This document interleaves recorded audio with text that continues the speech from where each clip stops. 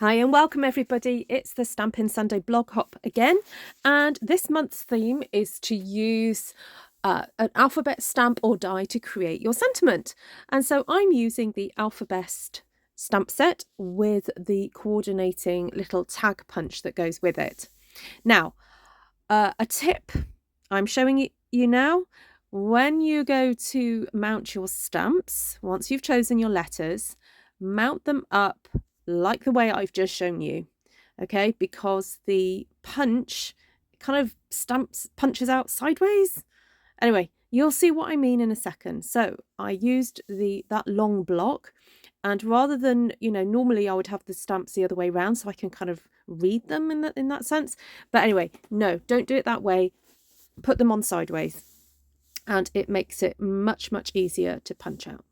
So this is just some basic black cardstock, and I'm heat embossing with some white embossing powder, and I'm using the brush from I think it's called the Embossed Additions kit. It has the tray and a really handy little brush for when you get those sneaky little powdery, bits in the wrong place.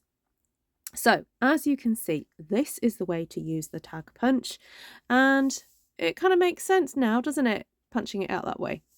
Right, so ta-da! The word I'm creating is Penblwydd Hapus, which is Welsh for happy birthday. And so I love the fact that although we don't have any Welsh sentiments in the Stampin' Up catalogue, because it's one of the rarer languages, I can create my own sentiments using the alphabet stamp set. Now, included in that stamp set are numbers.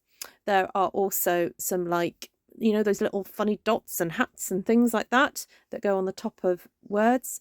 And so, this would be helpful for all sorts of different languages to be, depicted. Right, I'm using the Favoured Flowers DSP that's free during celebration. And I love the fact that you can fussy cut out the flowers and use those in an arrangement. And I've stuck some on with glue, some on using the dimensionals, so that whole central panel is a little bit raised up from the card. I also stuck that onto a fresh fuchsia kind of matting layer, and then I'm now using Mossy Meadow to have that as my card base. And I just love the kind of like classic purple and green of the scheme of this card.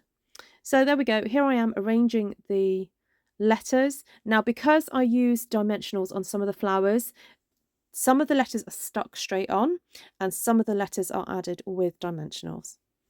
And so the finishing touches are those lovely iridescent gems, because I think they go with everything, basically. They're just great. So thank you so much for joining me today. Please do go check out my blog. There will be links to all the other hoppers, and I'm sure they will be absolutely stunning examples of work. And see you again soon. Bye.